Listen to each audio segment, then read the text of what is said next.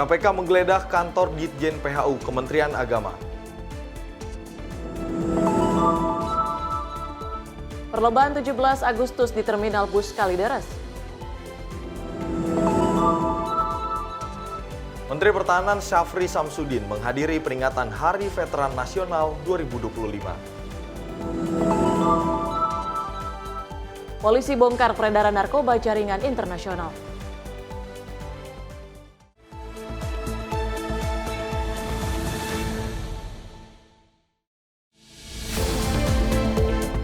Halo, selamat malam pemirsa. Senang sekali kami kembali hadir untuk mengisi ruang informasi Anda. Selain 5 informasi tadi, kami juga akan menghadirkan informasi diantaranya terkait dengan agenda dari Kementerian Kabinet Merah Putih. Selain itu pemirsa, kami juga memiliki sejumlah informasi terkait dengan peristiwa dan tentunya terkait dengan dunia olahraga. Bersama saya Andi Rezaldi. Dan saya Tiara Dianti. Inilah Menyapa Indonesia Malam untuk Anda.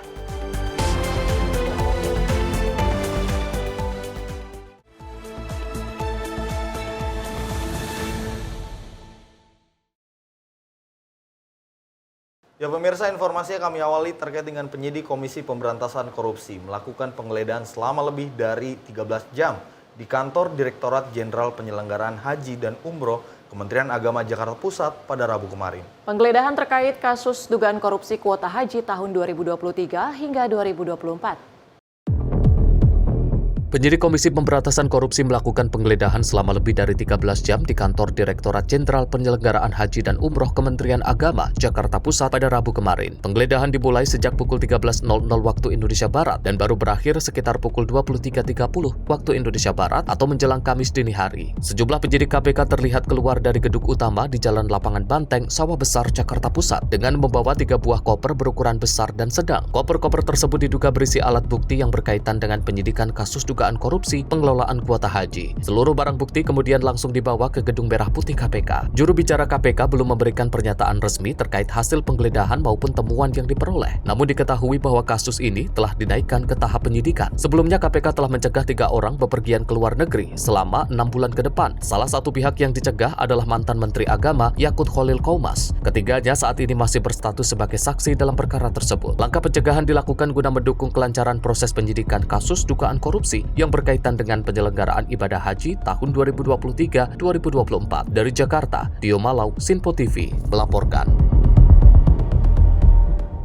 Pemirsa, rencana besar pembangunan Kampung Haji dan Umrah Indonesia di Mekah terus berjalan setelah pertemuan Presiden RI Prabowo Subianto dengan putra mahkota dan Perdana Menteri Arab Saudi pada Juli lalu. CEO Danantara Rosan Roslani meninjau langsung sejumlah lahan yang akan dibangun di Mekah pada Selasa 12 Agustus 2025.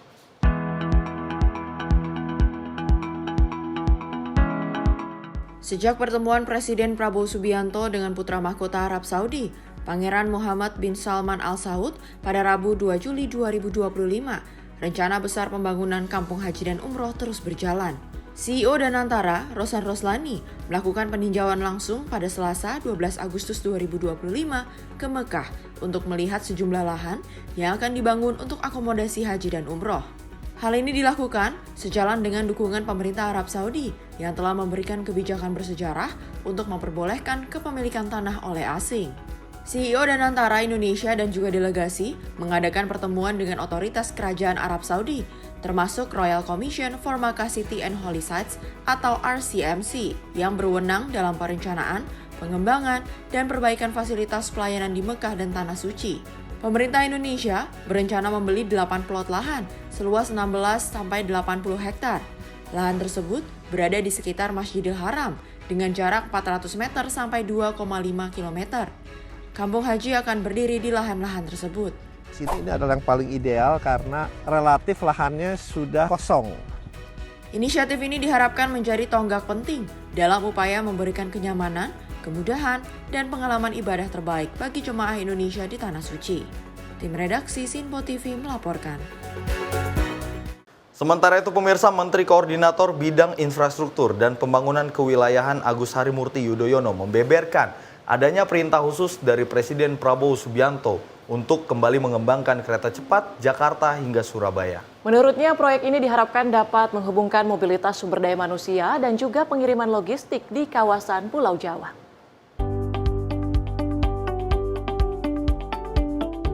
Kementerian Koordinator Bidang Infrastruktur dan Pembangunan Kewilayahan menggelar rapat koordinasi bersama kementerian teknis terkait, membahas tentang pembangunan infrastruktur di Indonesia bersama jajaran kementerian teknis di bawahnya. Menteri Koordinator Bidang Infrastruktur dan Pembangunan Kewilayahan Agus Harimurti Yudhoyono mengatakan, pihaknya sudah mendapatkan arahan dari Presiden Prabowo Subianto untuk mengembangkan jalur kereta cepat, tidak hanya rute Jakarta-Bandung saja, namun memperluas hingga Surabaya. Pihaknya pun saat ini tengah mengkaji lebih dalam baik apakah akan melanjutkan kerjasama dengan Cina maupun dengan Jepang.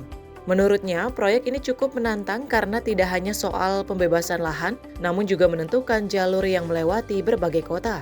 Diketahui kementeriannya juga tengah melakukan koordinasi bersama Kementerian Investasi mengenai hubungan mutualisme terhadap calon investor yang berada di dalam maupun luar negeri mengenai perpanjangan jalur kereta cepat Jakarta-Surabaya ini. Ini tentu masih dalam studi. Sekali lagi ini adalah sesuatu yang besar, proyek besar, sehingga kami ingin lengkap dulu. Karena kita juga sudah punya pengalaman. Kereta cepat Jakarta-Bandung. Kerjasama antara pemerintah Indonesia dengan Tiongkok. Kita ingin pastikan, selain berdasarkan pengalaman, apa saja menjadi lessons learned, apakah ada yang bisa kita perbaiki ke depan, tapi juga ada best practice, hal-hal yang sudah baik juga bisa menjadi referensi kita. Nah, komunikasi dibuka ke semua arah. Bapak Presiden juga mendorong kami, termasuk saya bersama Menteri Investasi juga ingin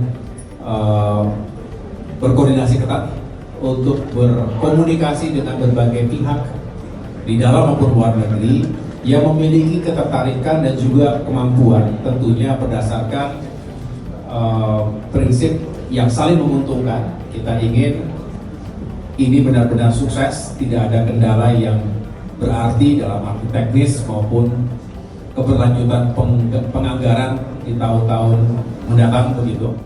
Diharapkan proyek ini tidak hanya dapat menghubungkan mobilitas masyarakat yang berada di Pulau Jawa, namun juga membantu pengiriman barang menjadi jauh lebih cepat. Dari Jakarta, Max Diomalau, Tim Liputan Sinpo TV. Pemirsa, hampir 7 bulan pelaksanaan program Makan Bergizi Gratis kini telah menjangkau lebih dari 15 juta penerima manfaat.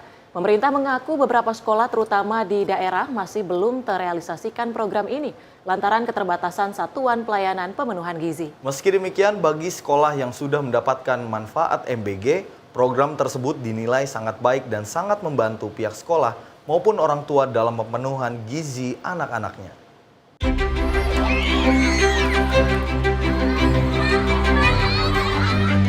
Kepala Badan Gizi Nasional Dadan Hindayana menyampaikan, program Makan Bergizi Gratis yang dijalankan pemerintah kini sudah menjangkau lebih dari 15 juta penerima manfaat di seluruh Indonesia.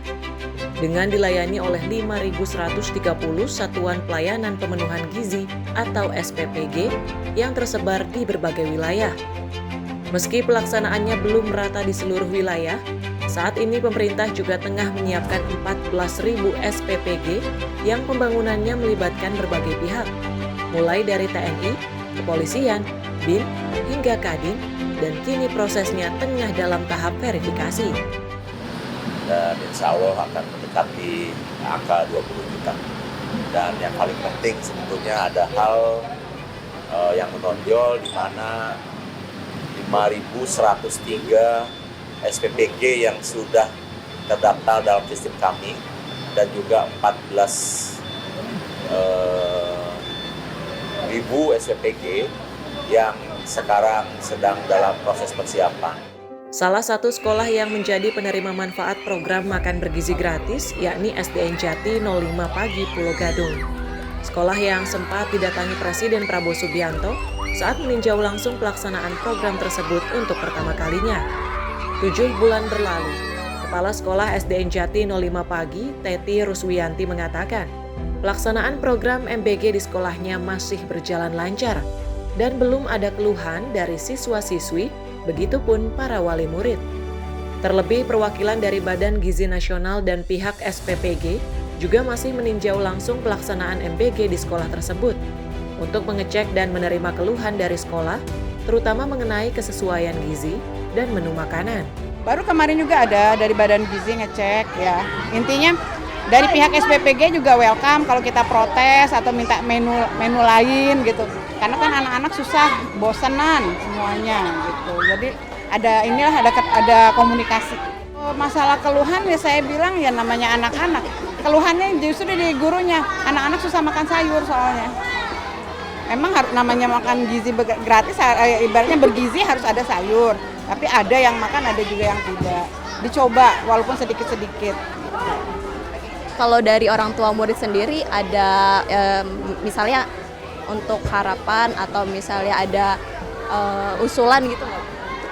Kalau orang tua nggak komentar apa-apa, loh anaknya udah dikasih, yang penting saya minta komunikasi ke orang tua, tolong di rumah juga dipandu, makan sayur juga, makanannya. Jadi karena anak-anak mungkin produk instan ya, sekarang agak susah juga gitu. Selaku kepala sekolah, Teti pun menginginkan agar program makan bergizi gratis dapat terus berjalan baik dengan memperhatikan nilai-nilai gizi yang seimbang di setiap menunya. Terlebih, MBG merupakan salah satu program prioritas bagi pemerintah untuk pemenuhan gizi anak-anak Indonesia. Tak hanya itu, dirinya juga berharap program MBG dapat dilaksanakan secara menyeluruh dan manfaatnya dapat dirasakan oleh seluruh anak-anak di berbagai wilayah. Saya sih berharap ya kalau memang ini berjalan lancar, semua kebagian, karena teman-teman saya juga masih ada yang belum ya sekolah-sekolah, jadi merata semuanya. Dan saya harap sih untuk anak-anak saya biar makan yang benar, Bu. Makan yang benar tuh benar sesuai dengan gizinya, karena saya juga sering protes ke ahli gizi. Kok ininya sih, Bu, sesuai dengan ukuran gizi, Bu? Gitu. Saya suka protes sebenarnya. Gitu. Jadi harapannya ya kalau memang berjalan terus ya alhamdulillah buat semuanya, bukan hanya di sini saja, karena saya tahu masih banyak yang belum.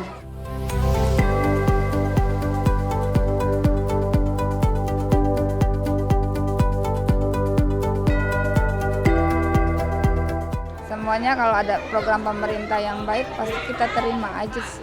Berarti sejauh ini dari anak-anak, guru dan juga orang tua murid menyambut baik. Menyambut baik apalagi kalau semakin kesinian kan semakin banyak masukan misalkan perbaikan, ibaratnya peningkatan. Ya kalau dari segini ya lanjut aja, kan untuk anak juga kan, anak-anak jadi ketahuan, terpantau lah dari makanannya, kan kita juga bisa menjaga anaknya hari ini makannya apa, jadi nggak jajan sembarangan juga kan ada makanan kan yang seperti itu aja, lanjut aja. Menunya itu nasi sama ayam. Nasi sama ayam? Ya. Kalau ada rating sampai 10, enaknya sampai 100. Wow, lebih ya, banget dong. Iya. Tadi ayam sama nasi sayur, buahnya melon. Enak. Kalau ada rating dari 1 sampai 10 berapa?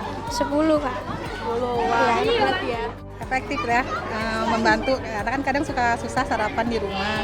Karena di sini dikasih jam makannya habis istirahat, jadi alhamdulillah lah. Ada yang pada sarapan gitu aja.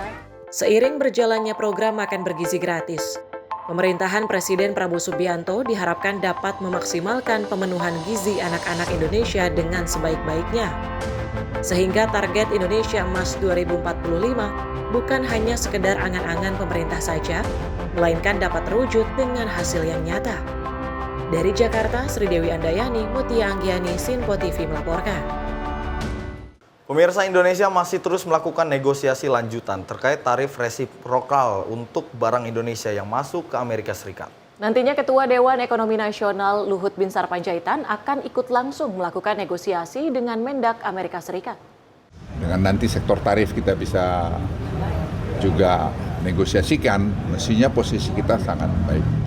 Ketua Dewan Ekonomi Nasional Luhut Binsar Panjaitan berencana akan bertemu dengan Menteri Perdagangan Amerika Serikat Howard Lutnick. Pertemuan tersebut seiring dengan langkah RI melakukan negosiasi lanjutan dengan Amerika Serikat terkait tarif impor resiprokal. Pertemuan Luhut dan Lutnick direncanakan pada September mendatang. Luhut mengatakan sudah melaporkan rencana pertemuan tersebut kepada Presiden Prabowo Subianto. Seiring dengan rencana pertemuan Luhut dengan Lutnick, saat ini sejumlah data yang diperlukan untuk negosiasi tengah disiapkan oleh Menteri Koordinator Bidang Perekonomian, Airlangga Hartarto. Saya kira saya sudah minta waktu izin Presiden untuk bertemu dengan Sekretari Lutnick karena dia teman baik juga, dan kita lagi lihat mungkin 8-9 bulan September. Saya kira semua berjalan bagus. Nanti saya kira Menko Perekonomian kerjaan bagus. Tapi kami dari Dewan Ekonomi membantu, dan kita punya kontak-kontak yang saya boleh bilang sangat baik dengan Amerika. Selain itu, Luhut juga bilang bahwa pihaknya memiliki relasi yang sangat baik dengan sejumlah pihak di Amerika Serikat. Oleh karena itu, ia optimis proses negosiasi Indonesia dan Amerika Serikat menyangkut tarif ini dapat berjalan dengan lancar. Dari Jakarta, Dio Malau, Berita Nasional, Simpo TV melaporkan. Pemirsa, MPR bersama DPR dan DPD meninjau gladi bersih untuk mengecek kesiapan menyambut sidang tahunan yang digelar pada 15 Agustus mendatang di Kompleks Parlemen Senayan, Jakarta pada Kamis sore. Berbagai simulasi pun telah dilakukan seperti penyambutan Presiden dan Wakil Presiden, pengamanan hingga simulasi penanganan medis. MPR, DPR, dan DPD RI melaksanakan gladi bersih dalam rangka mematangkan seluruh rangkaian acara sidang tahunan pada esok hari. Ketua MPR RI Ahmad Muzani mengatakan penentuan hari dilaksanakannya sidang tahunan yang resmi digelar pada 15 Agustus mendatang sudah sesuai dengan tata tertib MPR. Muzani menyatakan sidang tahunan akan dimulai pada pukul 9 waktu Indonesia bagian Barat dan dihadiri oleh Presiden Republik Indonesia Prabowo Subianto untuk menyampaikan pidato kenegaraan. Adapun sidang tahunan juga turut dihadiri pimpinan DPR Malaysia, Brunei Darussalam, Singapura, dan Filipina. Karena itu, dalam rapat gabungan MPR yang dihadiri oleh fraksi-fraksi dan kelompok DPD, disepakati bahwa rapat bersama dan sidang tahunan MPR diselenggarakan pada tanggal 15 hari Jumat.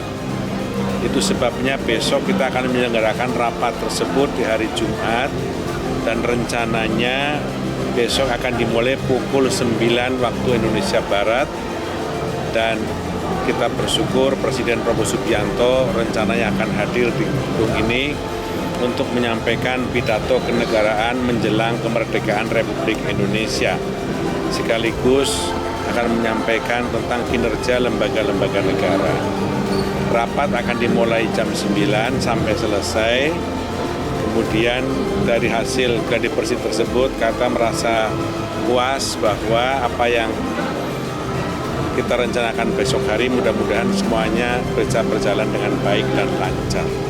Rencananya besok yang akan datang itu tamu ketua DPR dari 4 negara katanya, pimpinan parlemen atau ketua DPR dari negara masing-masing. 4 negara itu tamu ketua DPR. Apa aja Pak? Malaysia. Yang saya dengar Malaysia, Brunei Darussalam, Singapura, dan Filipina. Dari Jakarta, Juliandri, Fahrizal, Simpo TV melaporkan. Sementara itu, pemirsa, Sekretariat Jenderal MPR menyampaikan Presiden Prabowo Subianto akan menyampaikan pidato laporan kinerja negara pada sidang tahunan 2025. Sidang tahunan juga akan menampilkan penayangan video capaian kepemimpinan Presiden Prabowo Subianto. Sekretariat Jenderal MPR Siti Fauzia memastikan sidang tahunan kembali dilaksanakan dalam satu rangkaian dengan sidang bersama DPR dan DPD. Dirinya memastikan ada 1.251 undangan yang dimana sebanyak 1.100 undangan akan menempati ruang sidang. Pihaknya juga menegaskan Presiden dari periode sebelumnya serta Menteri Kabinet Merah Putih akan turut hadir dalam sidang tahunan tersebut.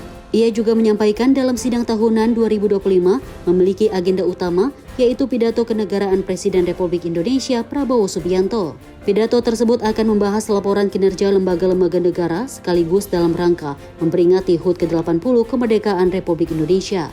Sidang tahunan 2025 akan berbeda dari tahun sebelumnya.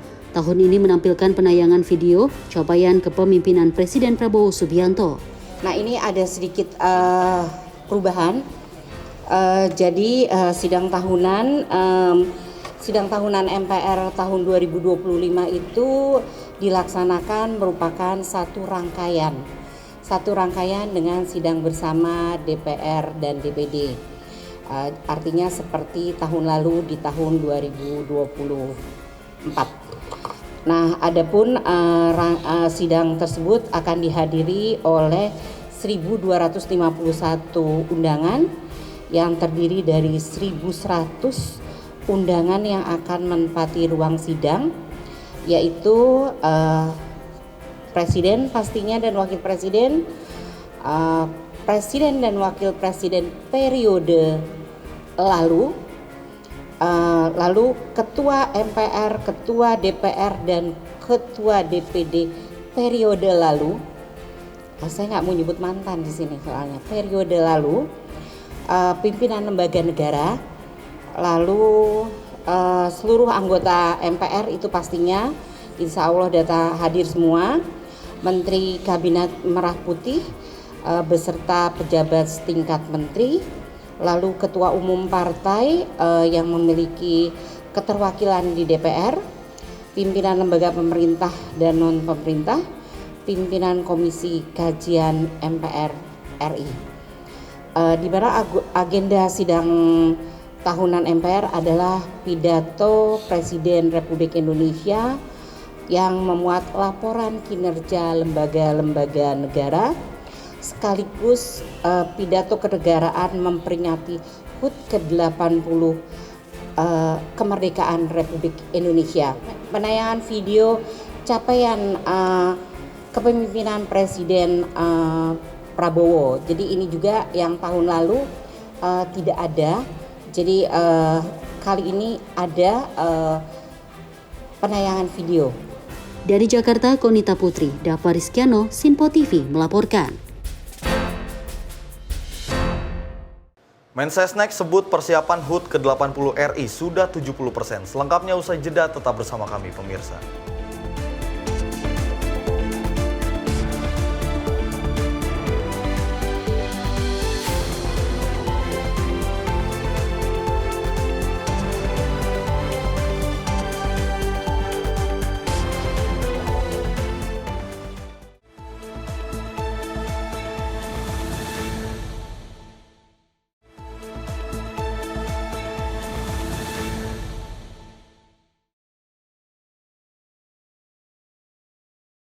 Anda kembali menyaksikan Menyapa Indonesia Malam. Pemirsa, jelang Dirgahayu Republik Indonesia yang ke-80, pihak pengelola Terminal Bus Kalideres menggelar lomba spesial 17-an di Terminal Bus Kalideres. Perlombaan yang unik seperti lomba tarik bus yang diikuti karyawan PO Bus, sopir bus, kernet, serta petugas penjual tiket mewarnai kemeriahan lomba spesial 17-an tersebut.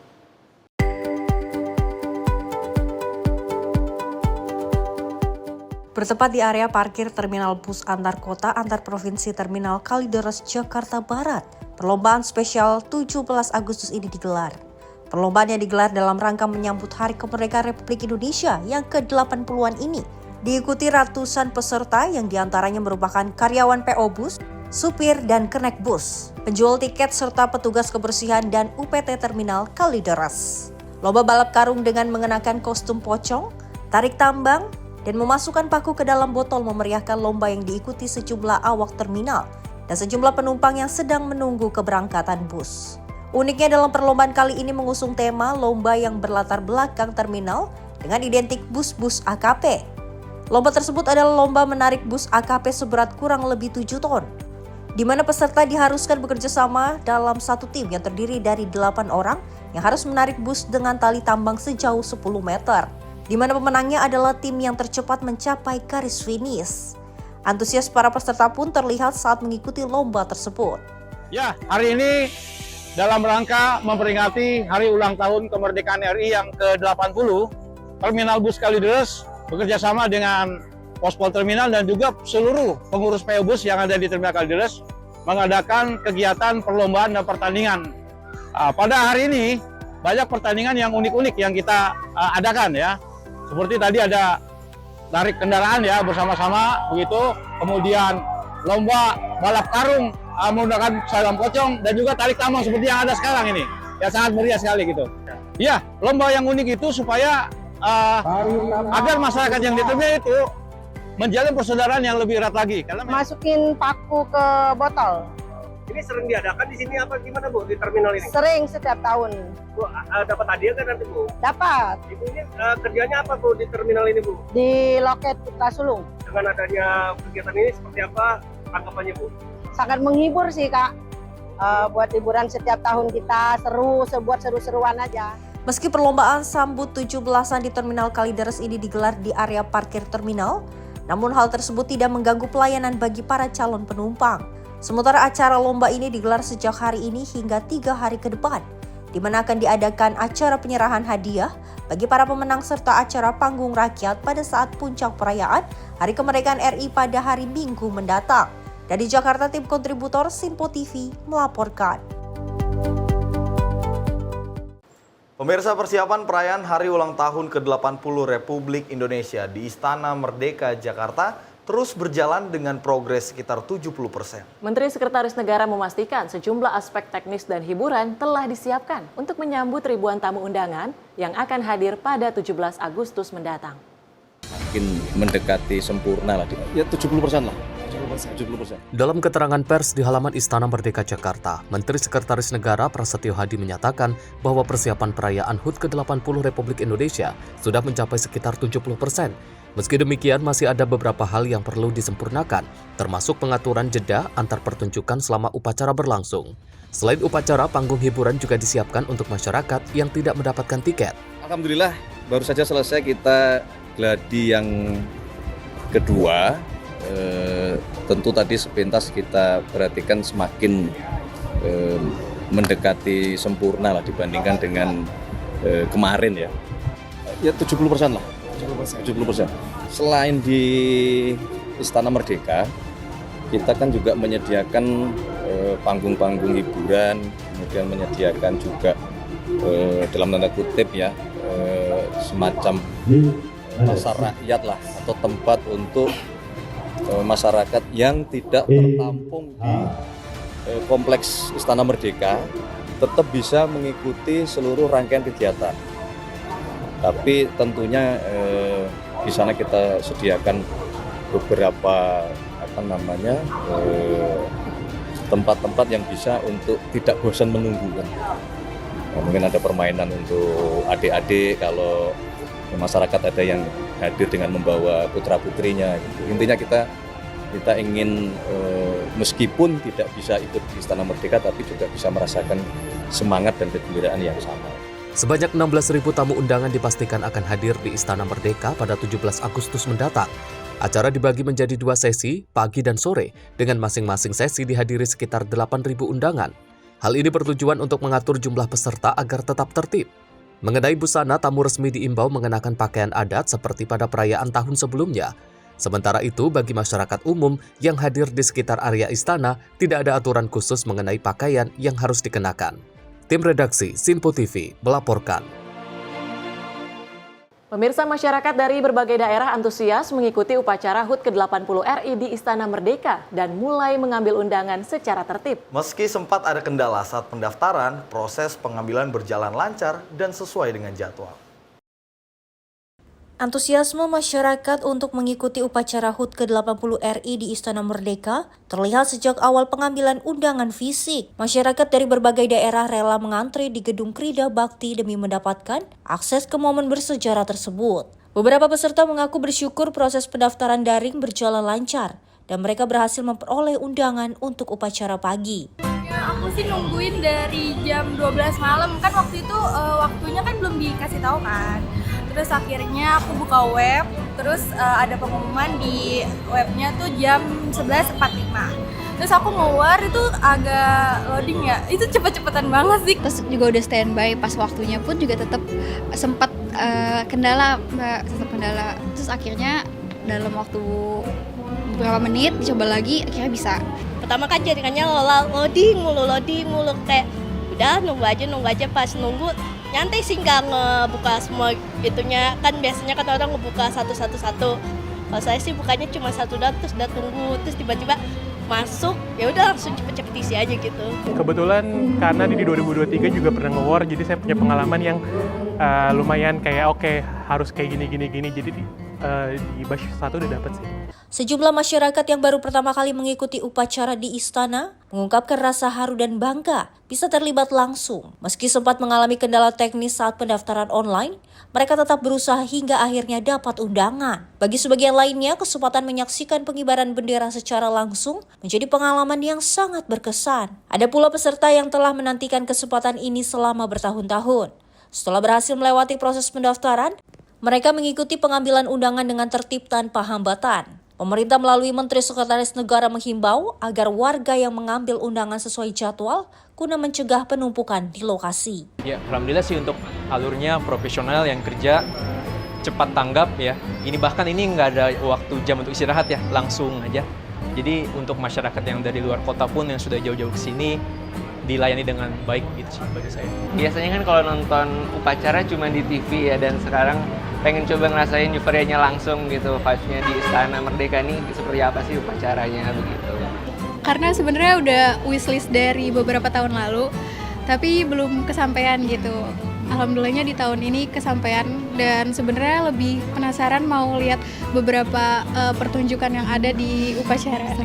Dilihat sih smooth ya, benar-benar efektif, ngikutin aturan yang ada, terus masyarakatnya juga nyaman, pada ya udah ngikutin alur yang ada aja, peraturan yang ada itu. Karena ini momentum ya, momentum karena tidak semua bisa, masyarakat bisa hadir, terus juga ini kan satu hari kebanggaan kita kan ya, jadi keinginan dari kecil mungkin melihat Paskibraka langsung di istana. Tim redaksi Simpo TV melaporkan.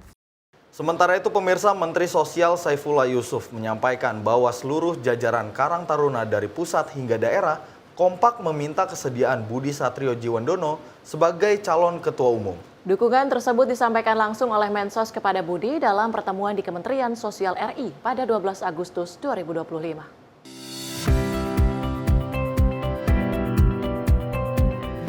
Temu Karya Nasional Karang Taruna 2025 pada 24 Agustus mendatang menjadi sorotan.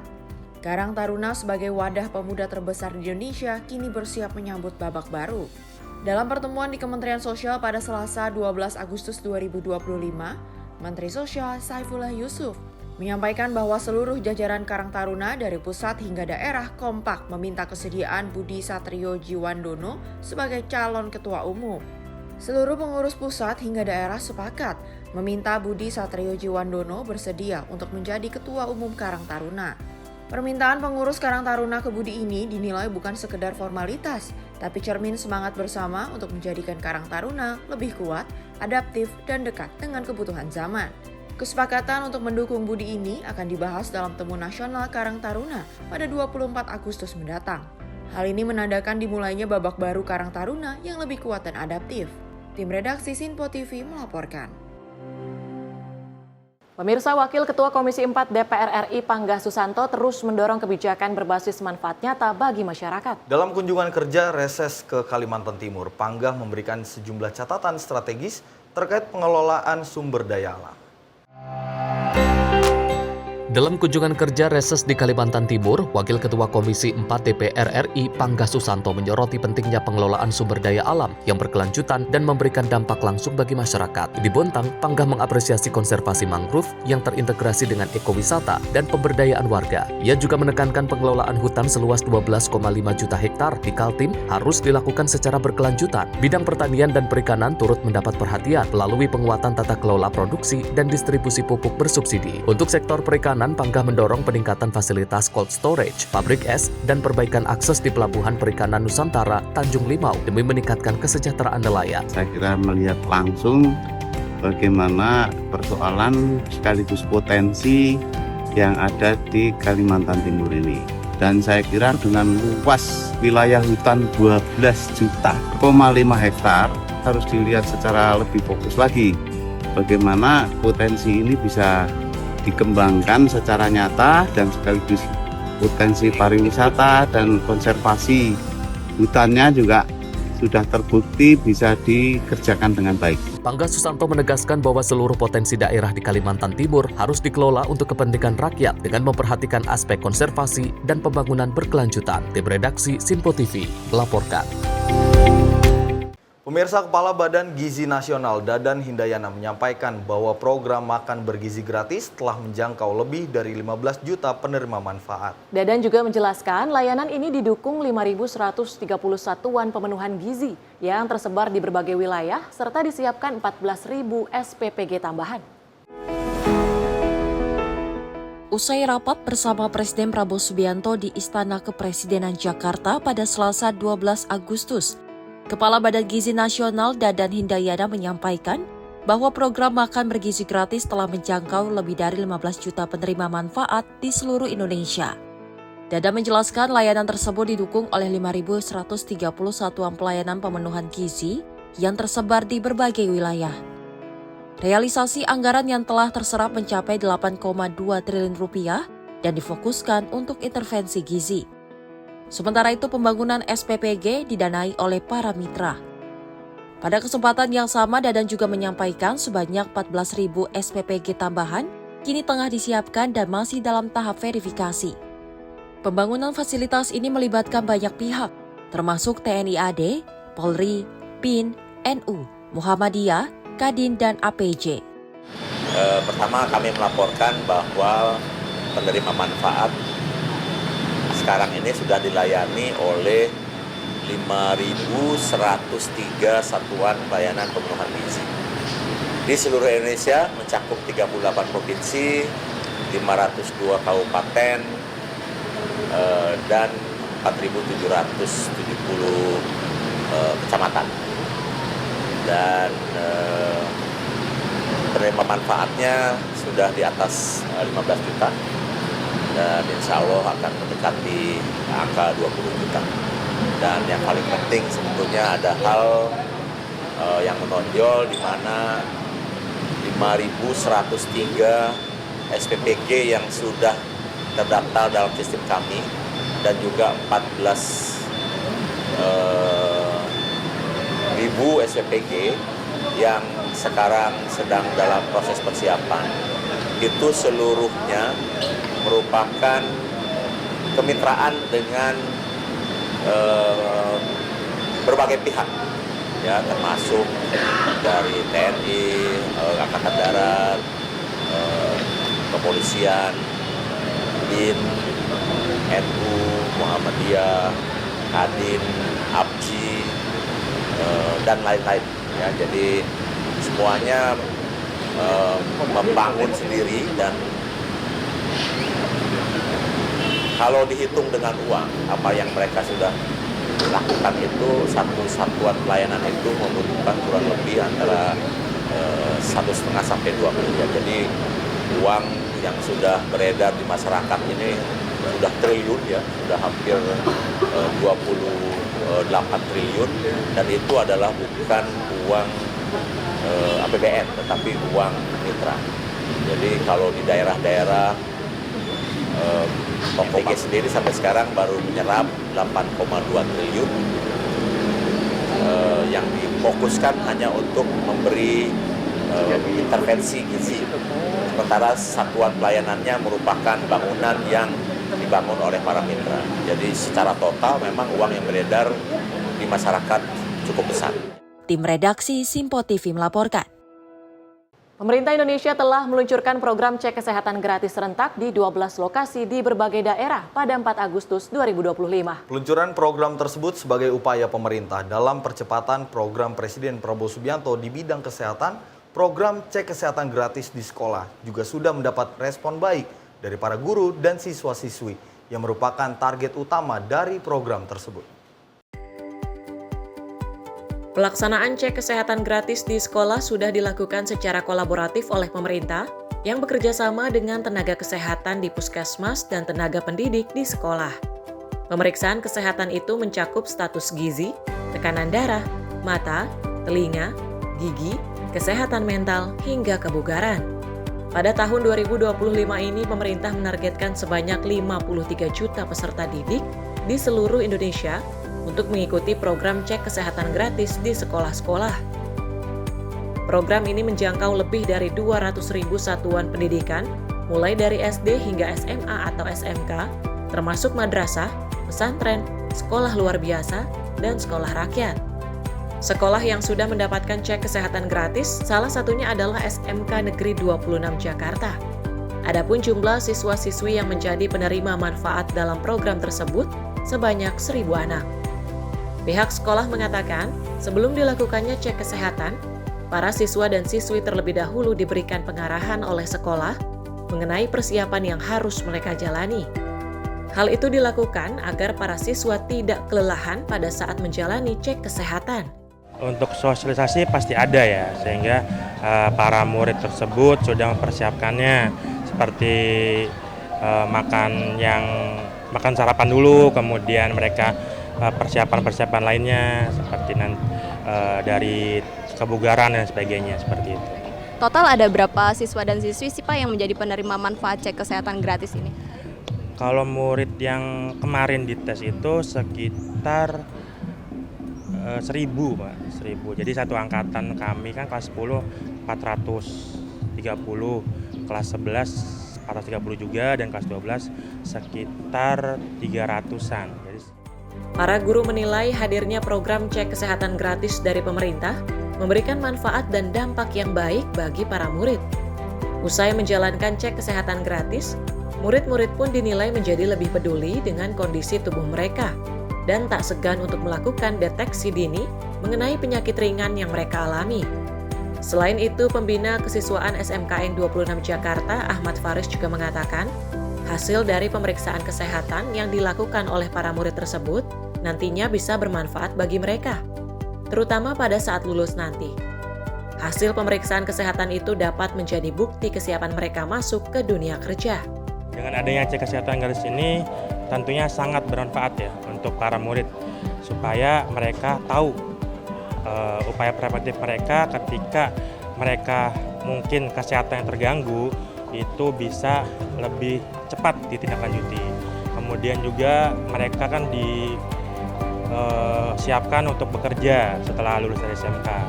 Jadi pekerjaan pun mereka nantinya sudah siap untuk bekerja dengan fisik, kemudian mental yang kuat. Jadi CKG ini sangat bermanfaat. Ya harapannya ya sangat senang pertama karena para murid kami pun merasa senang juga ya.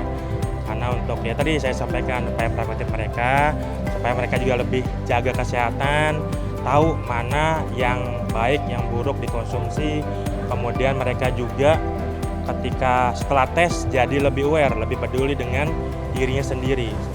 Respon sekolah alhamdulillah sangat senang karena anak-anak bisa dicek kesehatannya, dan itu kan menjadi program berkala ya. Jadi ya untuk mengetahui kesehatan anak nantinya, dan lulusan SMK kan nanti bakal ke perusahaan, jadi sudah tahu bagaimana kesehatan. Di sisi lain, para murid SMK Negeri 26 Jakarta pun menyambut antusias adanya program cek kesehatan gratis dari pemerintah tersebut. Mereka menyadari bahwa ternyata pengecekan kesehatan sejak dini menjadi salah satu hal penting yang harus dilakukan, meskipun penyakit yang diderita masih dalam kategori ringan.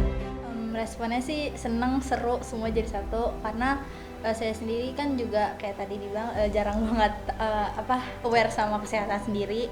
Terus karena itu jadi saya tahu kayak kemarin tekanan darah saya itu ada turun.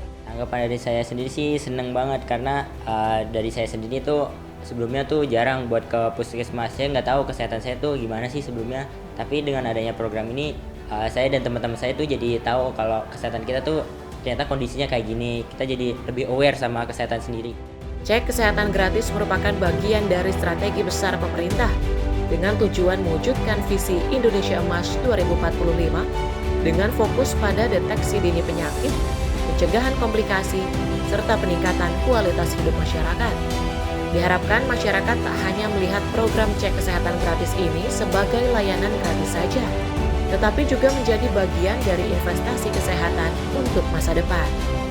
Dari Jakarta, Sri Dewi Andayani, Mutia Anggiani, Simpon TV melaporkan. Pemirsa, dalam rangka mempercepat portofolio energi hijau, CEO Danantara Indonesia Pandu Syahrir melakukan pertemuan dengan Menteri dan perwakilan pemerintah Filipina di Istana Malancana, Manila. Pertemuan ini sekaligus merupakan tindak lanjut dari kemitraan strategis antara Pertamina New and Renewable Energy and Citicorp Renewable Energy Corporation yang telah ditandatangani di Jakarta pada Juni lalu. CEO Danantara Indonesia Pandu Syahrir bersama Direktur Utama Pertamina Simon Aloysius Mantiri, Direktur Utama Pertamina NRE John Anis, dan tim melakukan pertemuan dengan Menteri dan Perwakilan Pemerintah Filipina di Istana Malacanang, Manila pada Selasa 12 Agustus 2025. Selain membahas pertemuan antara Pertamina New and Renewable Energy dan Citicorp Renewable Energy Corporation, Pandu juga bertemu langsung dengan Menteri Ekonomi, Menteri Energi, Menteri Resources and Environment dari Filipina, serta Maharlika Sovereign Wealth Fund untuk mendiskusikan mengenai peluang transisi energi dan kolaborasi strategis yang dapat memberi dampak jangka panjang. Kita lagi di Malacanang Palace di Manila bersama Pak Stefanus. Insya Allah kita akan ketemu dengan Sovereign Fund di sini di Filipina dan juga dengan menteri yang terkait untuk membicarakan investasi energi kita di Filipina dan semoga ada tambahan-tambahan investasi lain yang ada. Semangat lah. Jadi kita lagi depan Presiden Ferdinand Marcos Jr. Gallery sama Pak Dirut di Istana Anis. Kita baru lapor tentang investasi yang dilakukan oleh Pertamina dan semoga harapan ini kita bisa berinvestasi tambahan untuk mempererat hubungan ASEAN juga investasi ASEAN melalui renewable energy dan transisi energi. Dan antara Indonesia secara aktif mendukung percepatan pengembangan portofolio energi hijau serta berkomitmen memperkuat kolaborasi regional ASEAN di sektor energi terbarukan dan transisi energi guna memberikan kontribusi signifikan yang berdampak positif bagi kemajuan dan kesejahteraan Indonesia. Tim redaksi Sinpo TV melaporkan. Kemensos percepat pembukaan rekening kolektif untuk penyaluran bansos. Informasi selengkapnya akan kami hadirkan usai jeda. Tetaplah bersama kami.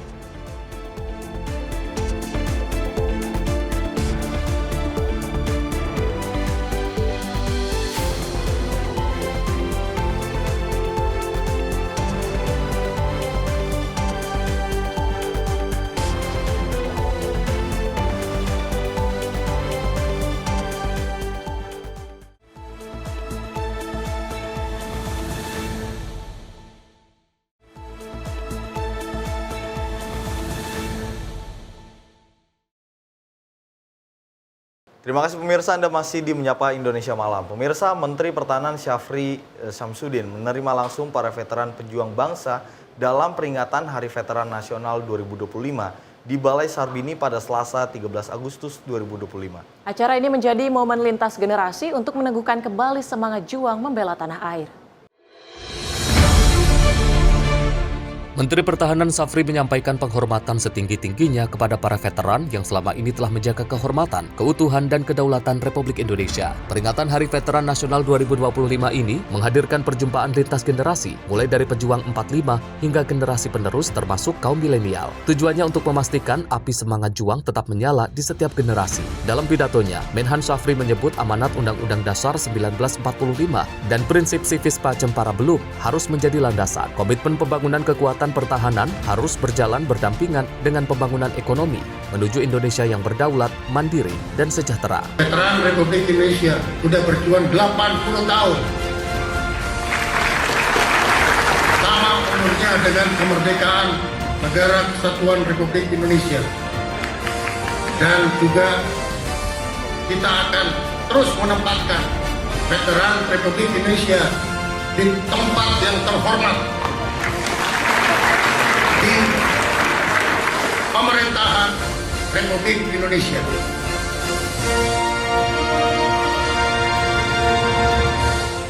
Peringatan Hari Veteran Nasional di Balai Sarbini menjadi pengingat bahwa semangat juang dan pengorbanan para veteran akan terus menjadi inspirasi bagi generasi penerus. Tim redaksi Sinpo TV melaporkan.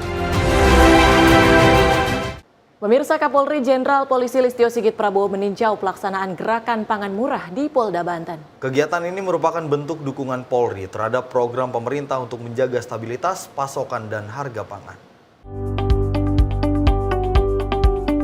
Kapolri Jenderal Polisi Listio Sigit Prabowo meninjau pelaksanaan gerakan pangan murah atau GPM di Polda Banten. Dalam kegiatan ini sebanyak 27 ton beras SPHP didistribusikan kepada masyarakat lengkap dengan minyak goreng dan gula yang dijual di bawah harga eceran tertinggi.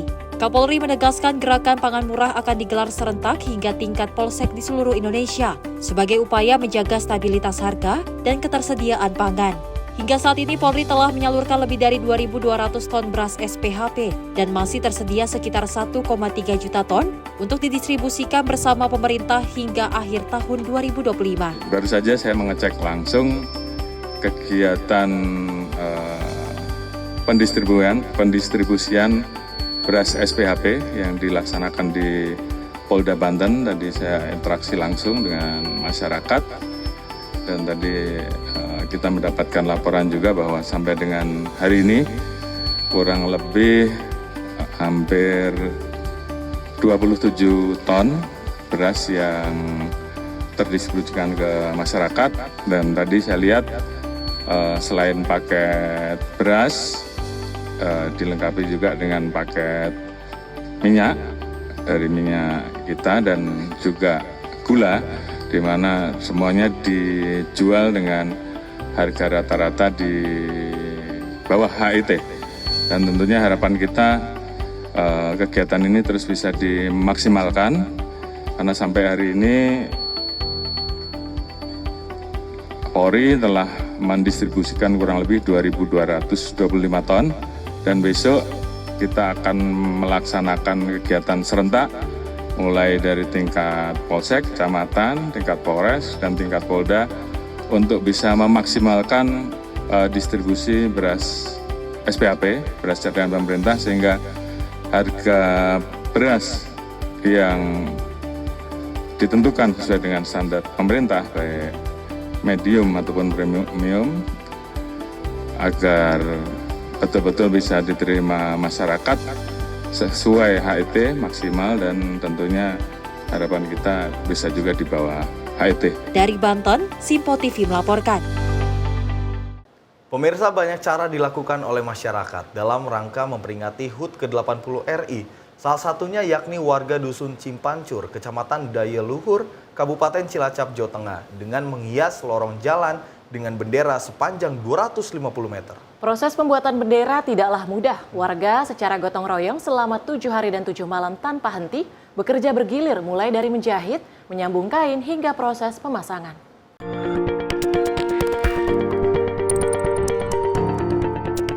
Dalam rangka memperingati hari ulang tahun kemerdekaan Republik Indonesia ke-80, warga Dusun Cipancur, Desa Daya Luhur, Kecamatan Daya Luhur, Kabupaten Cilacap, menggelar aksi unik serta spektakuler dengan memasang bendera merah putih raksasa sepanjang 250 meter dengan lebar 3,5 meter.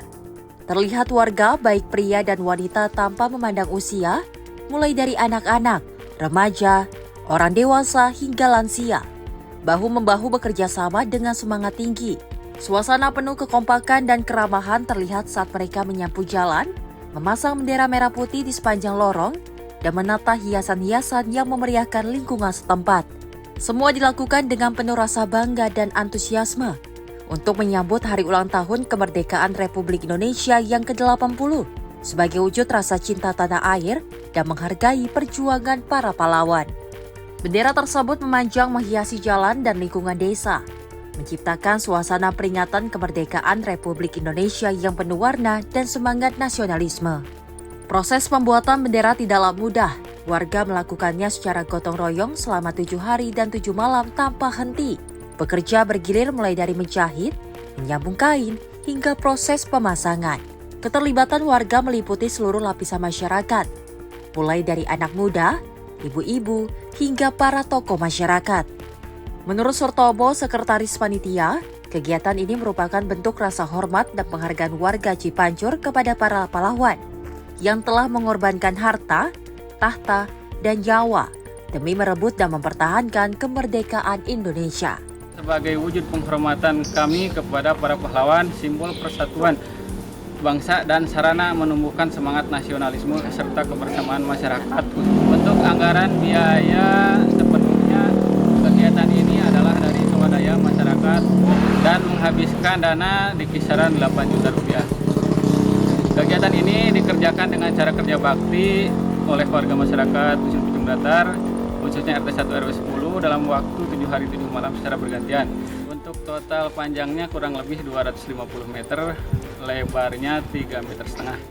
Biaya yang dikeluarkan untuk membuat bendera raksasa ini mencapai 8 juta rupiah. Seluruhnya dihasilkan dari iuran sukarela warga Cipancur tanpa mengandalkan dana bantuan dari pihak luar. Sementara itu, Camat Daya Luhur Kusnadi mengungkapkan rasa bangga dan apresiasi yang tinggi atas kekompakan serta kreativitas warga Cipancur. Menurutnya, semangat gotong royong dan rasa nasionalisme yang ditunjukkan warga patut dicontoh oleh desa-desa lain di Kecamatan Daya Luhur, bahkan di seluruh wilayah Cilacap. Kusnadi juga mengimbau masyarakat untuk terus memelihara semangat persatuan, solidaritas, dan kecintaan terhadap tanah air. Di sana memang setiap tahun selalu diadakan kegiatan untuk menghias bagaimana jalan itu, kampung tersebut, dusun tersebut menjadi indah. Kali ini juga kemarin saya hari Minggu sore ke sana, wah sungguh luar biasa indah. Ini sebuah inisiatif dari warga setempat dengan tentunya membutuhkan biaya dari swadaya juga. Ini sebagai bukti semangat HUT RI. Di sana sudah dipasang bendera mengeliling kurang lebih ya mungkin ada 250 meter ya, dengan dihiasi bendera-bendera, lampu-lampu, taman juga. Dan saya ucapkan kepada seluruh warga Daya Luhur, semoga bisa meniru hal seperti ini. Kalau tidak pun sekarang, tahun depan semakin meriah. Bendera merah putih raksasa ini diharapkan tidak hanya menjadi simbol peringatan HUT Republik Indonesia, namun juga mengorbankan semangat juang, menanamkan rasa cinta tanah air, dan mempererat tali silaturahmi antar warga. Cipancur pun menjadi contoh nyata bahwa kreativitas dan kekompakan dapat menghasilkan karya yang menginspirasi. Dari Cilacap, Jawa Tengah, Wegi Nur, kontributor Simpo TV melaporkan. Pemirsa, Pusat Pelaporan dan Analisis Data Keuangan PPATK mencabut kebijakan atas pemblokiran rekening dormant. Saat ini PPATK telah memiliki peta resiko terkait rekening tidak aktif yang ada di Indonesia. Dipastikan rekening dormant tersebut bisa dilindungi dari aktivitas ilegal.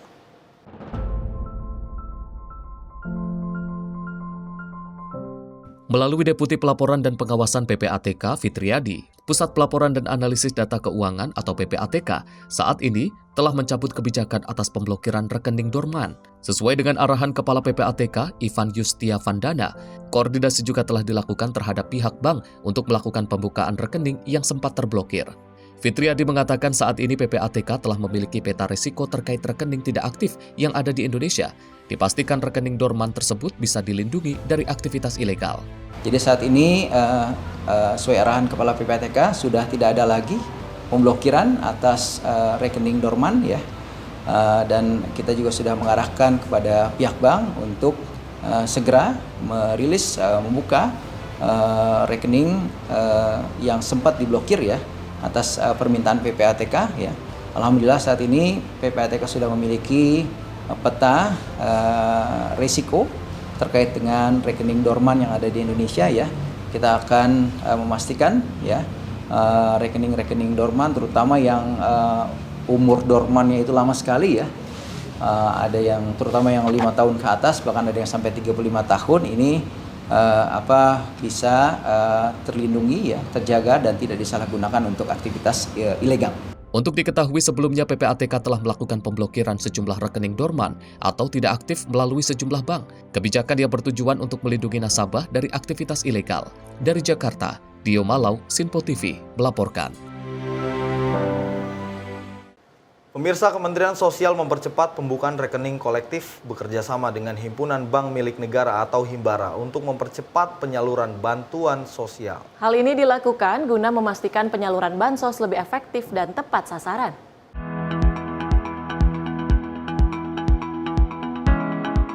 Kementerian Sosial mempercepat pembukaan rekening kolektif bekerja sama dengan Himpunan Bank Milik Negara atau Himbara untuk penyaluran bantuan sosial.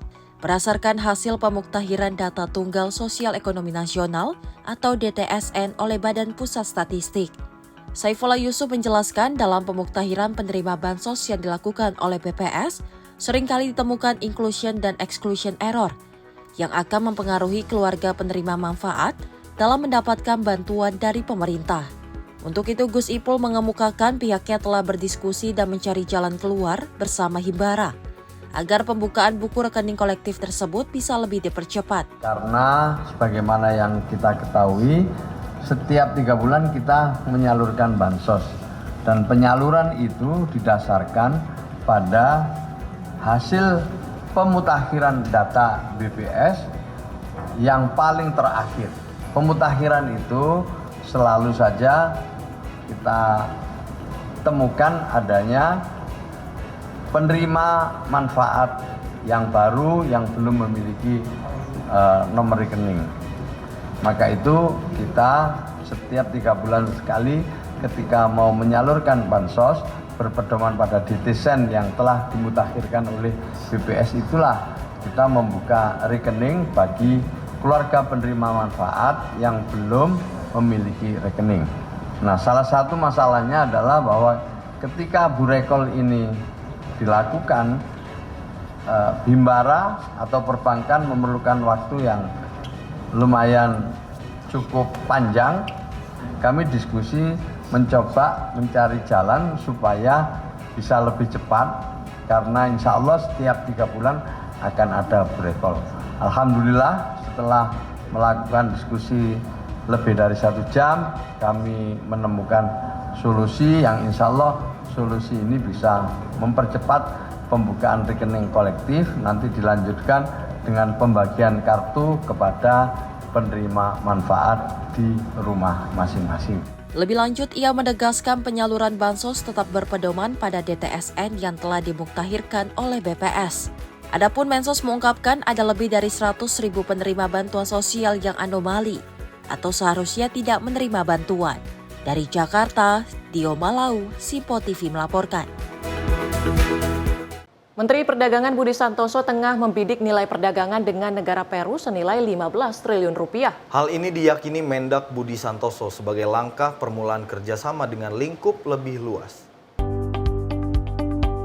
Pemerintah tengah membidik nilai perdagangan dengan negara Amerika Selatan Peru yang angkanya dapat menembus senilai 960 juta dolar Amerika atau 15,65 triliun rupiah. Menteri Perdagangan Budi Santoso memastikan akumulasi perdagangan antara Indonesia dan Peru di tahun lalu sebesar 480 juta dolar Amerika yang terurai dalam ekspor sebesar 331,2 juta dan impor senilai 149,6 juta dolar Amerika Serikat. Menurutnya hubungan dagang ini adalah bagian awal dari proses kerjasama yang berkelanjutan dan lebih luas ke depannya antar kedua negara. Dengan kata lain, adanya potensi pertambahan jenis produk kerjasama lainnya. Nah, kemarin juga kita kan sudah menandatangani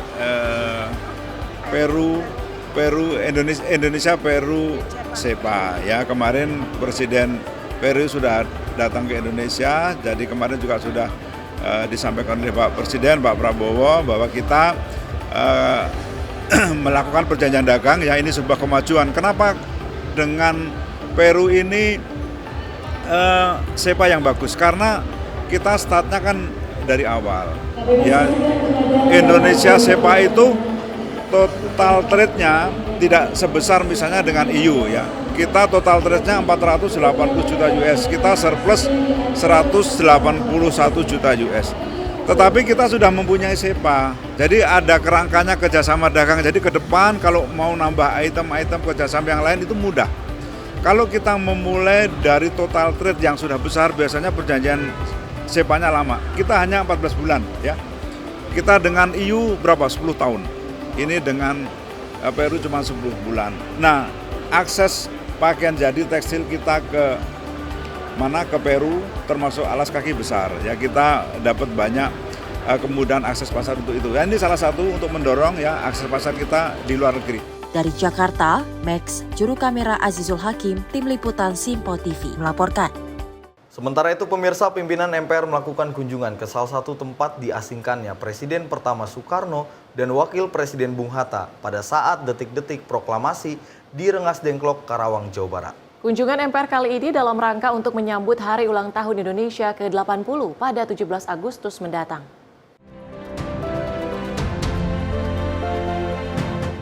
Dalam rangka menyambut HUT ke-80 Republik Indonesia, pimpinan MPR melakukan kunjungan ke Rumah Sejarah Jiawuki Ciong, Rengas Dengklok, Karawang, Jawa Barat.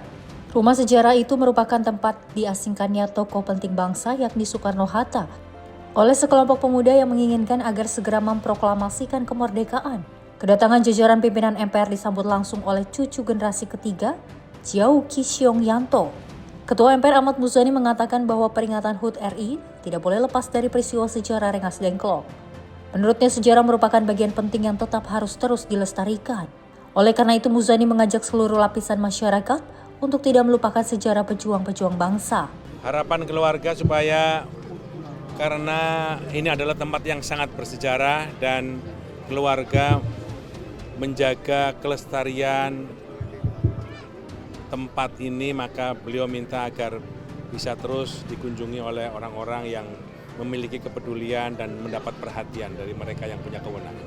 Saya kira Rengas Dengklok adalah bagian dari peristiwa penting dari 17 Agustus, karena itu pimpinan MPR hari ini datang ke Rengas Dengklok untuk kita menyemangati kembali, mengingat kembali tentang sebuah peristiwa yang sangat penting, karena jika tidak ada Rengas Dengklok mungkin sejarah kemerdekaan bisa berbeda. Tapi karena Rengas Dengklok itulah 17 Agustus akhirnya tetap dikumandangkan proklamasi oleh Bung Karno.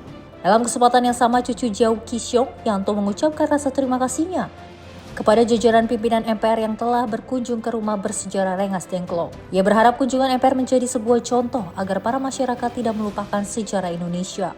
Ya kesannya sih baik, soalnya dia ada perhatian buat kita. Dia memperhatikan keadaan rumahnya, terus supaya kita dipelihara biar rapi dan lagi dilestarikan sesuai dengan yang kita mampu. Gitu. Harap kedepannya kita jangan sekali-kali melupakan sejarah aja. Jangan sekali-kali melupakan sejarah aja kayak jas merah. Iya betul. Gitu aja. Ya kita semuanya orang sejarah, kita melestarikan sejarah, terus kita juga lupa sama pahlawan-pahlawan yang sudah ninggalin kita. Kita mesti terima kasih atas perjuangan dia. Beliau berjuang buat kita kan. Dari Karawang, Jawa Barat, Fahrizal Ahmad Amin, Simpo TV melaporkan.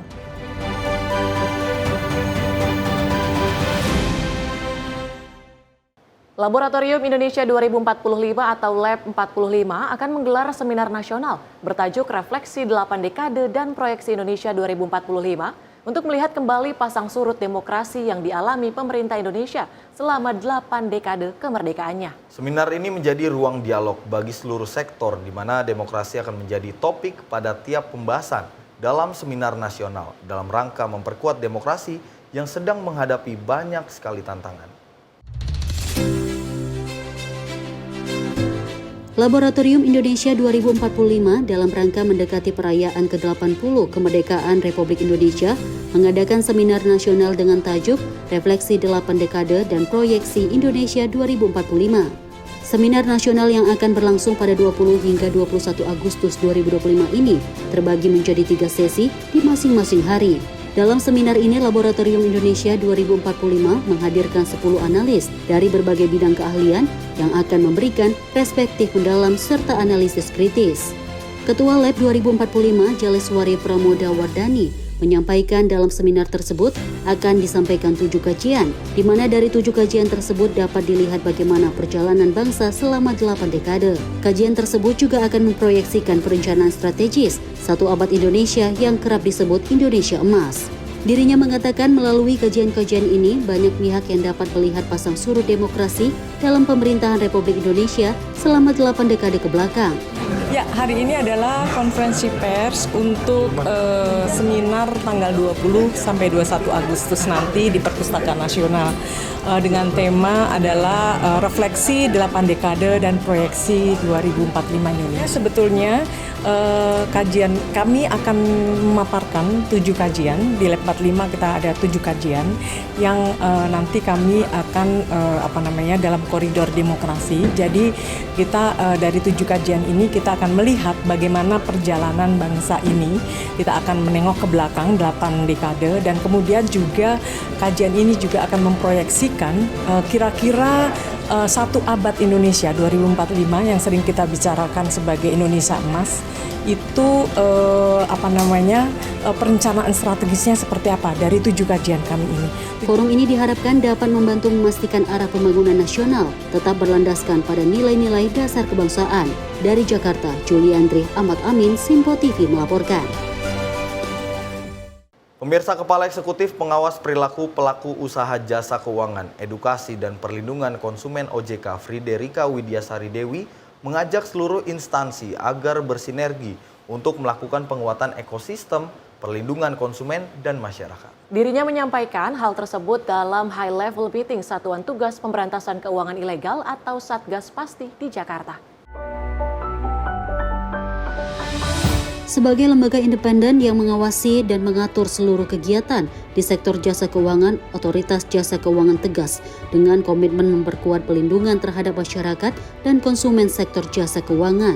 Kepala Eksekutif Pengawas Perilaku Pelaku Usaha Jasa Keuangan, Edukasi dan Pelindungan Konsumen OJK, Friderika Widiasari Dewi, menghadiri High Level Meeting Satuan Tugas Pemberantasan Keuangan Ilegal atau Satgas Pasti di Jakarta pada Senin 11 Agustus 2025. Satgas Pasti sendiri merupakan hasil kolaborasi antara OJK, Bank Indonesia, Kementerian Dalam Negeri, Kementerian Luar Negeri, Kementerian Agama, Kementerian Hukum dan HAM, Kementerian Pendidikan Dasar dan Menengah, Kementerian Perdagangan, Kementerian Komunikasi dan Digital, Kementerian Koperasi dan UKM, Kementerian Investasi, Kepolisian Negara Republik Indonesia, dan Kejaksaan RI, Badan Intelijen Negara, dan PPATK. Friderika mengajak semua pihak untuk melakukan penguatan ekosistem, pelindungan konsumen dan masyarakat dari scam dan fraud yang semakin marak terjadi. Saat ini OJK sendiri telah melakukan sosialisasi dan edukasi keuangan secara masif melalui kampanye melawan scam dan juga penguatan anggota anti-scam. Tim redaksi Sinpo TV melaporkan. Pemirsa, banjir besar landa India, 8.000 warga dievakuasi. Informasi selengkapnya usai jeda, tetap bersama kami.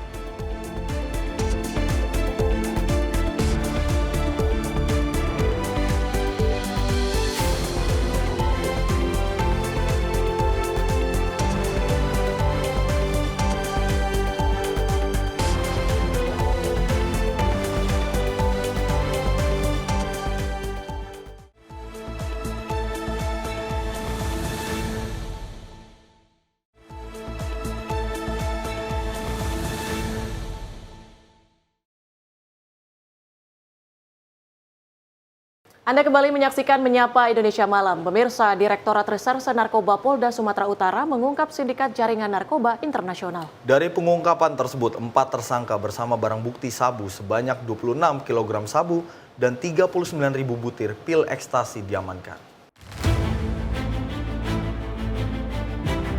Keempat pelaku masing-masing berinisial RR, IS, FM, dan juga FA yang ditangkap petugas di salah satu rumah di Jalan Sekolah Medan, Sumatera Utara pada akhir Juli 2025 lalu. Pengungkapan sindikat jaringan narkoba Thailand tersebut berawal dari ditangkapnya salah satu tersangka RR yang kedapatan sedang mengedarkan pil ekstasi dan juga liquid vape mengandung zat berbahaya. Pada petugas, tersangka mengaku masih banyak tersimpan barang haram yang disimpan di rumah milik seorang bandar narkoba inisial J di rumahnya di Jalan Sekolah Medan. Petugas kemudian menggerebek rumah yang menjadi targetnya tersebut. Hasilnya petugas kembali menangkap 3 tersangka lain. Berikut menyita barang bukti sabu-sabu seberat 26 kg, pil ekstasi 39.650 butir, 34 bungkus narkoba jenis Happy Water, 2.400 gram ketamin, serta 150 liquid vape mengandung zat narkotika yang simpan di lemari kamar. Direktur Reserse Narkoba Polda Su Kombes Jan Calvin Simanjuntak Rabu siang mengatakan masih memburu 2 tersangka lain yang identitasnya sudah diketahui, salah satu di antaranya berada di negara Thailand. Saat penangkapan, ada 4 orang di TKP. Kita melakukan penggeledahan badan dengan informasi yang ada. Tersangka 1 RR tadi didapati di kantong celananya ada 20 butir ekstasi dan 4 tetrix tadi. Sehingga kami lakukan pengembangan, masuk ke dalam rumah tersebut didapati 26 kg sabu, setidaknya ada 39.000 lebih butir pil ekstasi. Keempat tersangka juga mengaku menerima upah menyimpan dan mengedarkan narkoba tersebut dengan imbalan ratusan juta rupiah. Dari Medan, Sumatera Utara, Perwira Erlangga, kontributor Sinpo TV, melaporkan. Sementara itu, pemirsa, polisi menangkap seorang pelaku pencurian rumah spesialis waktu subuh di Kabupaten Pringsewu, Lampung. Dalam aksinya, pelaku bahkan tega membobol rumah tetangganya sendiri dan mencuri uang 96 juta rupiah dan sejumlah handphone untuk foya-foya.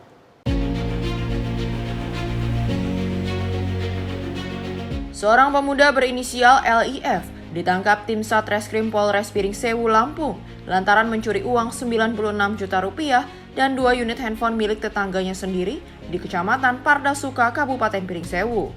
Pelaku ditangkap bersama 3 orang penadah, diantaranya berinisial DK, MA, dan TH yang merupakan warga Kabupaten Pesawaran. Kapolres Piringsewu, AKBP M. Yunus Saputra mengatakan, LIF merupakan pelaku pencurian rumah spesialis waktu subuh yang telah beraksi di 2 TKP di Kabupaten Piringsewu. Dari pemeriksaan, pelaku pun mengaku menggunakan uang hasil curian untuk berfoya-foya, mulai dari membeli motor, handphone, hingga liburan ke Yogyakarta. Dalam kasus ini, polisi berhasil mengamankan sejumlah barang bukti seperti handphone, uang tunai, dan sejumlah barang lainnya seperti oli dan onderdil motor yang dibeli dari hasil kejahatan. Di para paling subuh ini kita rekam berdasarkan beberapa laporan yang masuk kepada Polsek Pardasuka. Diawali dengan pengungkapan kasus ponsel yang hilang di subuh hari, kemudian dikembangkan di TKP yang lain, ditemukan juga para pelaku ini mencuri di salah satu rumah dengan kerugian material sejumlah 96 juta rupiah. Ada 4 pelaku yang kami amankan. 2 pencurinya adalah Lintang, saudara Lintang dan juga saudara Denny. Kemudian ada 2 penadah yang juga diamankan atas nama saudara Mahmud dan juga saudara Taufik. Atas perbuatannya, tersangka pencurian akan dijerat dengan pasal 363 KUHP dan terancam hukuman pidana maksimal 7 tahun penjara. Sementara, 3 penadah dikenakan pasal 480 KUHP dengan ancaman 4 tahun penjara. Dari Piringsewu, Lampung, Immanuel Simorangkir, kontributor Sinpo TV melaporkan. Aksi pencurian helm di area alun-alun Purwodadi, Grobogan terekam kamera CCTV. Dalam rekaman CCTV, pelaku merupakan suami istri yang datang bersama anaknya menggunakan sepeda motor.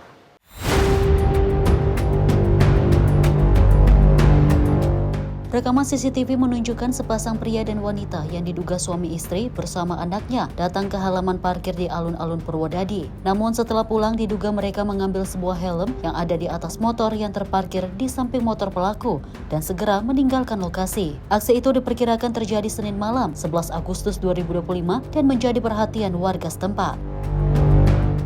Kita beralih ke informasi lainnya pemirsa. Banjir besar di Bagalpur, India Timur memaksa lebih dari 8.000 warga mengungsi dari wilayah rendah yang terendam air. Banjir yang dipicu hujan deras di Nepal tersebut telah membawa ketinggian sungai Ganga melebihi batas bahaya dan melumpuhkan aktivitas warga.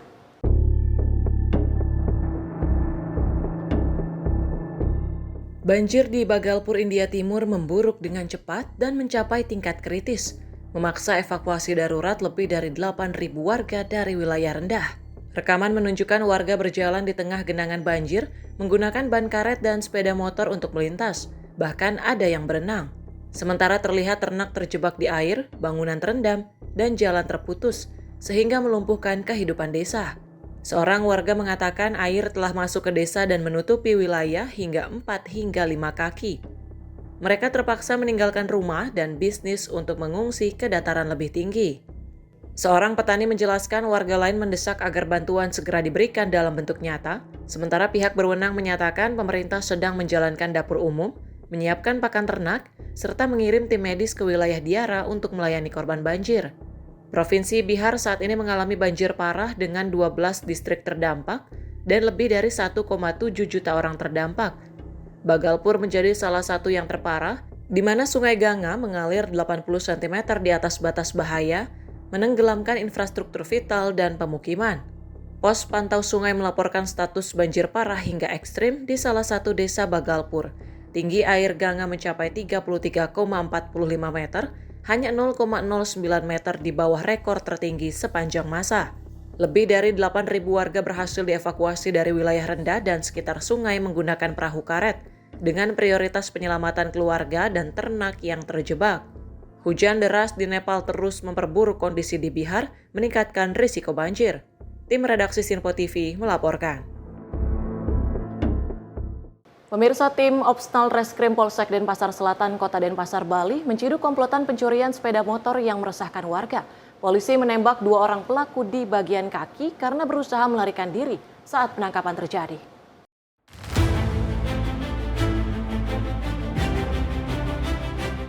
Berakhir sudah jejak nakal komplotan pencuri sepeda motor, Faisal Agustian dan Fani Obiansah, yang selama ini kerap meresahkan warga di Denpasar Selatan, Kota Denpasar, Bali. Mereka ditangkap tim Opsnal Reskrim Polsek Denpasar Selatan, Kota Denpasar, Bali beberapa waktu lalu. Dalam penangkapan tersebut, polisi juga menyita sejumlah barang bukti, yang diantaranya adalah sepeda motor. Kapolsek Denpasar Selatan, Bali, AKP Agus Adi Apriyoga mengatakan, pengungkapan kasus itu merupakan pengembangan dari laporan seorang korban inisial PNE yang kehilangan motor saat melintas di Jalan Bypass Ngurah Rai, Desa Pemogan, Denpasar.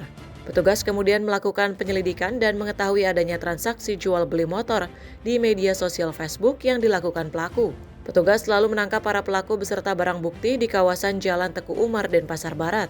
Karena berusaha kabur, petugas menghadiahi kedua pelaku berupa timah panas di bagian kaki. Belum dijual kemarin, jadi ungkapnya kemarin rekan-rekan Reskrim Densel melaksanakan penyelidikan ada di sebuah akun marketplace melaksanakan COD di sekitaran Simpang 6 Teku Umar.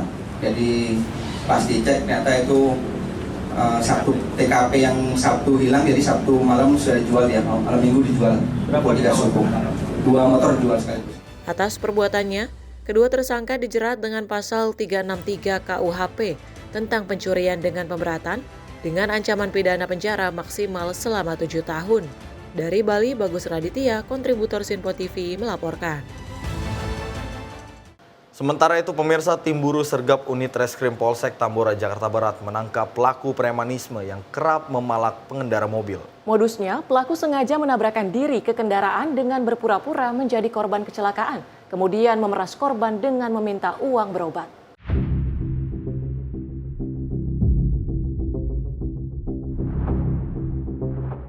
Inilah penangkapan pelaku premanisme yang kerap memeras pengendara mobil. Pelaku berinisial A ini ditangkap saat akan melakukan aksinya di wilayah Jembatan 2, Tambora, Jakarta Barat. Kanit Reskrim Polsek Tambora AKP Sudraja Cumantara mengatakan, dalam melancarkan aksinya, pelaku bermodus menjadi korban laka lantas dengan menyerempetkan diri ke mobil yang sedang melintas. Setelah itu pelaku langsung meminta uang ganti rugi sebesar 50 hingga 200 ribu rupiah dengan dalih untuk berobat ke rumah sakit. Dalam 1 bulan, pelaku mampu meraup hasil kejahatan hingga jutaan rupiah dari para korbannya. Menanggapi beberapa waktu yang lalu, kami mendapatkan laporan adanya kasus viral di mana dengan modus aksi premanisme menabrakkan diri untuk memeras dengan tersangka inisial A umur 65 tahun.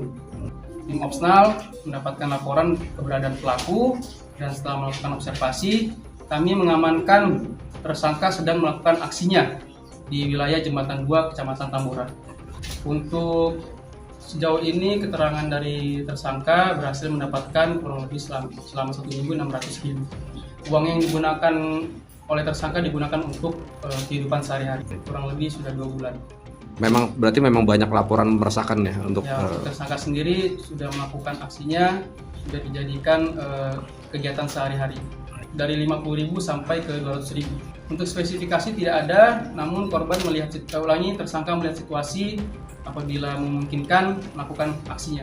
Akibat perbuatannya, pelaku harus mendekam di balik jeruji besi dengan ancaman kurungan pidana di bawah 5 tahun penjara. Dari Jakarta Barat, tim kontributor Sinpo TV melaporkan. Jasad wanita Parubaya ditemukan mengapung di aliran irigasi perbatasan Desa Mulyosari dan Desa Purworejo, Kecamatan Pasir Sakti, Lampung Timur. Diduga meninggal dunia karena tenggelam. Korban terakhir terlihat berjalan seorang diri pada Selasa 12 Agustus lalu dan hasil pemeriksaan menyatakan tidak terdapat tanda kekerasan di tubuhnya.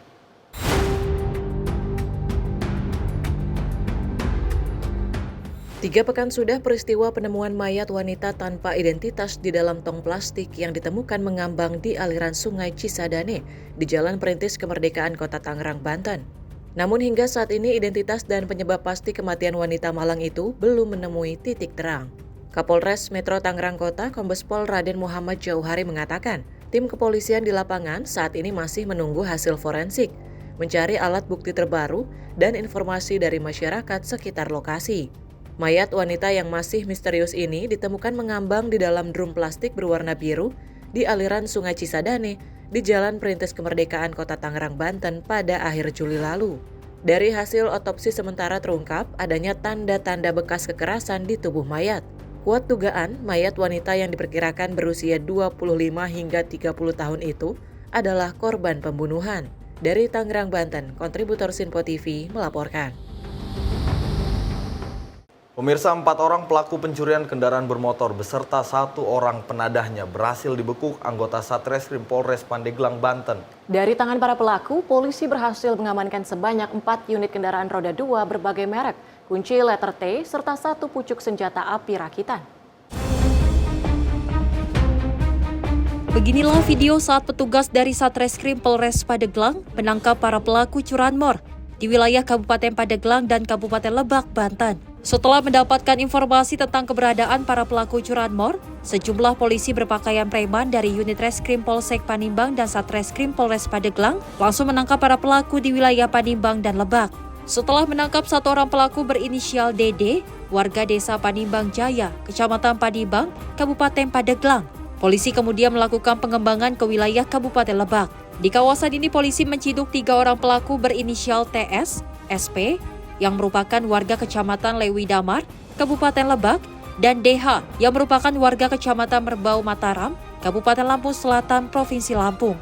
Para tersangka melakukan aksi pencuriannya dengan cara merusak kunci gembok pagar rumah dan mencongkel kunci kotak kendaraan dengan kunci letter T. Selain mengamankan 4 orang pelaku di wilayah Kabupaten Pandeglang dan Lebak, polisi juga berhasil menangkap 1 orang penadah barang hasil curian para pelaku berinisial JH. Tersangka Dede merupakan residivis dengan kasus serupa. Dari tangan pelaku, polisi berhasil menyita 4 unit kendaraan roda 2, 1 pucuk senjata api rakitan, 1 buah peluru, 1 buah kunci letter T, telepon genggam, serta surat-surat kendaraan bermotor milik korban. Diamankan 5 orang tersangka, yang salah satunya adalah penadah. Dari salah satu tersangka ini, pada saat kita lakukan penangkapan, berupaya melakukan perlawanan, dan bahkan kita temukan juga senjata api berikut dengan amunisinya dengan kaliber 3,8, senjata rakitan. Kemudian kita amankan dari semua ini, ternyata pengembangan dari 3 TKP yang berada di wilayah Pandeglang. Sementara pelaku Dede yang kerap beraksi menggunakan senjata api rakitan mengaku jika senjata api rakitan tersebut ia dapatkan dari warga Cipanas, Kabupaten Lebak, dan telah 3 kali melakukan aksi pencuriannya. Pelaku juga mengaku jika untuk 1 unit kendaraan roda 2 hasil curiannya dijual seharga 3 sampai 4 juta rupiah kepada penadah. Cipanas. Itu dari warga atau dari ini? Dari warga. Dari warga. Itu rakit sendiri atau gimana? Rakit sendiri atau gimana? Itu udah curi motor udah berapa kali pakai senjata itu? Setiap mau itu Pak. Setiap mau beraksi pakai itu? Udah berapa kali Pak? Baru 3 Pak. Baru 3. Tapi udah ada korban nggak? Belum ada Pak. Belum ada. Cuma buat ini aja. Untuk mempertanggungjawabkan perbuatannya, kelima pelaku kini mendekam di ruang tahanan Polres Pandeglang dan dijerat dengan pasal 480 KUHPI dan pasal 363 KUHP dengan hukuman 4 hingga 7 tahun penjara. Dari Pandeglang, Banten, Firman Arif, kontributor Sinpo TV melaporkan. Hampir 3 pekan dugaan kasus pembunuhan wanita yang dimasukkan ke dalam tong plastik dan ditemukan mengambang di Sungai Cisadane di Jalan Perintis Kemerdekaan, Tangerang, Banten masih belum menemui titik terang. Polisi masih menyelidiki kasus tersebut.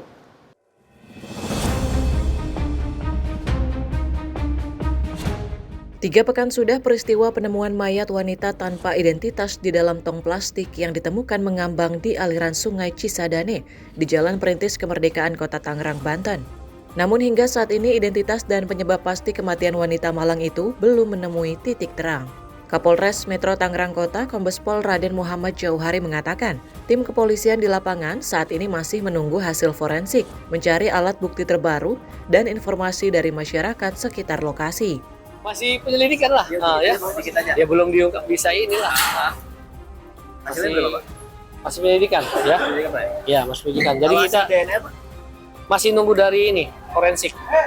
Jadi tim kita ya terus bergerak mencari keterangan yang ada di TKP sinkronisasi informasi-informasi yang berkembang di lapangan, termasuk sambil menunggu hasil dari forensik scientific investigation ya. Mayat wanita yang masih misterius ini ditemukan mengambang di dalam drum plastik berwarna biru di aliran Sungai Cisadane di Jalan Perintis Kemerdekaan Kota Tangerang, Banten pada akhir Juli lalu. Dari hasil otopsi sementara terungkap adanya tanda-tanda bekas kekerasan di tubuh mayat. Kuat dugaan mayat wanita yang diperkirakan berusia 25 hingga 30 tahun itu adalah korban pembunuhan. Dari Tangerang, Banten, kontributor Sinpo TV melaporkan. Pemirsa, seorang pria diduga pelaku pencurian kepergok warga saat hendak masuk ke rumah kosong. Karena panik, pelaku lalu naik ke atap rumah untuk melarikan diri dan akhirnya tertangkap warga.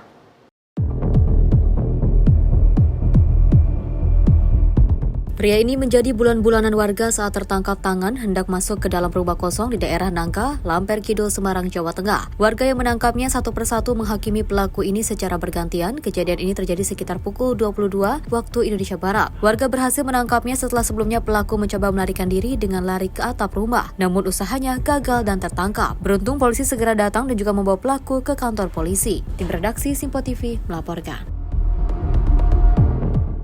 Pemirsa, Satuan Reskrim Polresta Cilacap mengungkap kasus pembunuhan sadis terhadap seorang balita berinisial AK berusia 3 tahun 8 bulan yang diduga dibunuh kekasih gelap ibu kandung balita. Peristiwa ini terjadi pada Kamis 7 Agustus lalu. Dalam video amatir yang beredar, pelaku sempat memukuli korban sebelum akhirnya korban meninggal.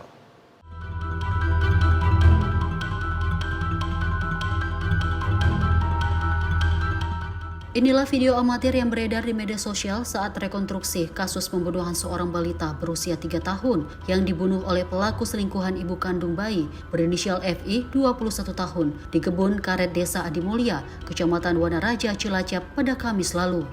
Pelaku yang terlihat digiring petugas untuk melakukan rekonstruksi langsung dihadang massa yang geram dengan aksi keji yang dilakukan pelaku. Warga berusaha menghakimi pelaku, namun petugas di lokasi dapat menghalau warga dan memasukkan pelaku kembali ke dalam mobil. Pelaku FI merupakan selingkuhan dari ibu balita Malang yang dibunuh tersebut. FI diduga membunuh balita dengan cara dipukuli, dilempar dari ketinggian 2 meter, serta dicekik hingga meninggal dunia. Tidak hanya pelaku, ibu kandung balita berinisial R 23 tahun juga ditetapkan sebagai tersangka karena diduga mengetahui dan memberikan kesempatan pelaku untuk melakukan penganiayaan. Atas perbuatannya, pelaku dijerat pasal tentang kekerasan terhadap anak yang mengakibatkan kematian dengan ancaman hukuman 15 tahun penjara. Tim redaksi Sinpo TV melaporkan. Diduga sebagai bandar narkoba, seorang pria yang mengaku sebagai pekerja bangunan ditangkap Satuan Reserse Narkoba Polrestabes Medan. Pelaku ditangkap di area perkebunan di kawasan Pancur Batu, Deli Serdang, Sumatera Utara pada Selasa sore. Seorang pria yang mengaku sebagai pekerja bangunan ditangkap petugas Satuan Reserse Narkoba Polrestabes Medan Selasa sore. Pria itu ditangkap petugas di area perkebunan yang diduga dijadikan lokasi peredaran narkoba di kawasan Pancur Batu, Deli Serdang, Sumatera Utara. Dari tangan pelaku, petugas menyita barang bukti berupa 26 paket sabu-sabu yang disembunyikan di salah satu pondok. Tersangka sempat melakukan perlawanan dan membantah sebagai pengguna dan pengedar narkoba saat dibekuk petugas. Kasat Narkoba Polrestabes Medan AKBP Tommy Arwan mengatakan, penggerebekan tersebut berawal dari informasi masyarakat yang menyebutkan adanya lokasi terpencil yang kerap dijadikan peredaran narkoba.